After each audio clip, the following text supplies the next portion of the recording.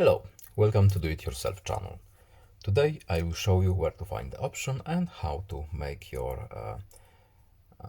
pattern visible on security screen in Samsung Galaxy, on security lock in Samsung Galaxy S22.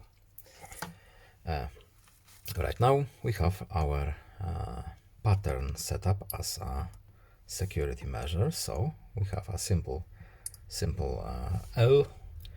How to make our pattern invisible. Right now, as you can see, we have a little after image.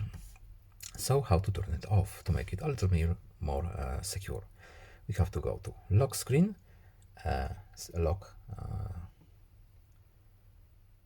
secure lock settings, and at the top we have make pattern visible. We need to turn it off, and now when we draw our pattern, it is invisible, no after effects or anything, no shadow. It's now gone. That's all. I hope this video is helpful to you. Please like and subscribe. Have a good day. Goodbye.